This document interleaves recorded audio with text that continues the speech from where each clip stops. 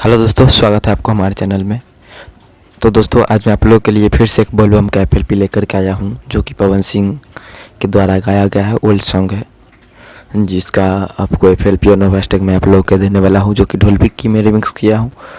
तो दोस्तों, अभी मैं आपको कई भाइयों में मुझे कन्फ्यूजन है कि ट्विनिंग में रिमिक्स करे या ढोलकी में। तो दोस्तों, मैं एक कम्युनिटी पोस्ट किया हूँ, वहाँ पर जाकर आप लोग वोट कीजिए, आपको ट्विनिंग चाहिए या ढोलकी चाहिए। तो दोस्तों, मैं वो जो जिस पर ज़्यादा होगा उसका ज़्यादा प्रोजेक्ट लाया जाएगा और जिसका कम होगा उसका कम प्रोजेक्ट लाया जाएगा। तो दोस्तों, आप लोग वोट कीजिए और जैसा आएगा वैसा ही मैं करूँगा। तो दोस्तों, ये जो प्रोजेक्ट है ये है नैहर मत जाई गौरा, जो कि पवन सिंह का बहुत ही ओल्ड सॉन्ग है। तो दोस्तों, इसको मैंने ढोलकी में रिमिक्स किया है, बहुत गर्दा रिमिक्स हुआ है, आप लोग अभी सुनिएगा कुछ देर में। तो दोस्तों, इसमें पासवर्ड लगा रहेगा 3 स्टेप में। वीडियो को पूरा बारीकी से देखिए, पासवर्ड आपको मिल जाएगा। बाद में कमेंट मत कीजिएगा कि पासवर्ड नहीं मिलता है। तो दोस्तों, ध्यान से देखिए, पासवर्ड ज़रूर मिल जाएगा। दोस्तों, चैनल पर नए होंगे तो सब्सक्राइब कर दीजिएगा, वीडियो को लाइक कीजिए ताकि आगे भी ऐसा प्रोजेक्ट आ सके। लाइक नहीं कीजिएगा तो प्रोजेक्ट आने में कमी आ सकती है। तो दोस्तों, चलिए आपको मैं प्रोजेक्ट सुनाता हूँ।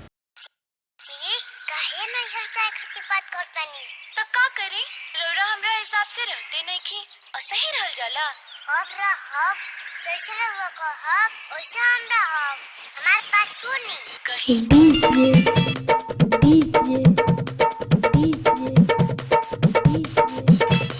कृष्णा राज कृष्णा राज कृष्णा राज कृष्णा राज विदोलिया वैशाली विदोलिया वैशाली विदोलिया वैशाली।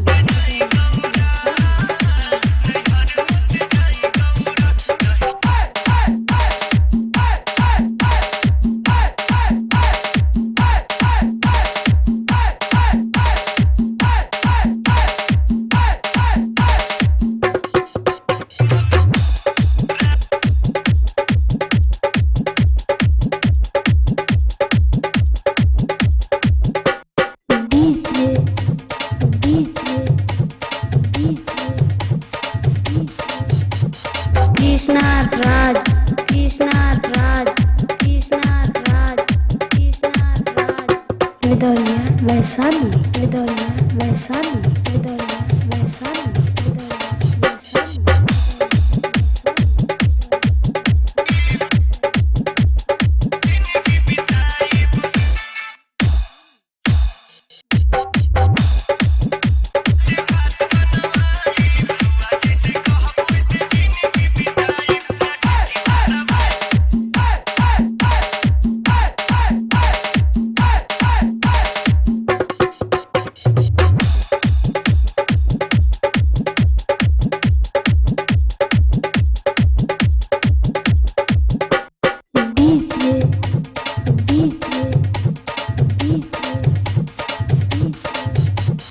कृष्णा राज कृष्णा राज कृष्णा राज कृष्णा राज विदोलिया वैशाली विदोलिया वैशाली विदोलिया वैशाली।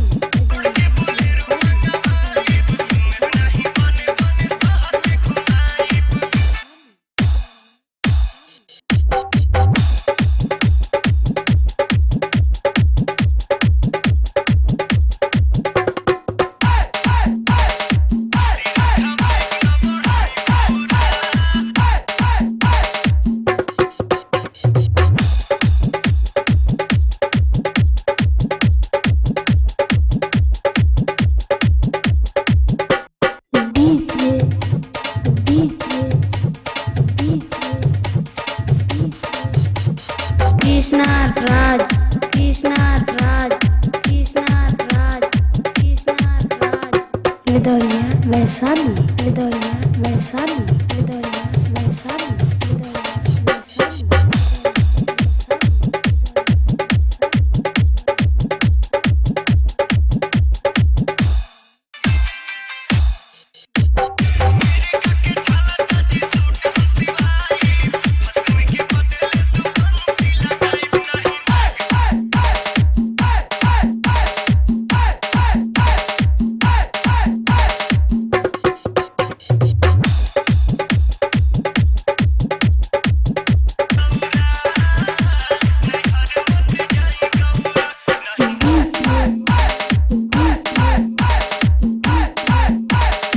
कृष्णा राज कृष्णा राज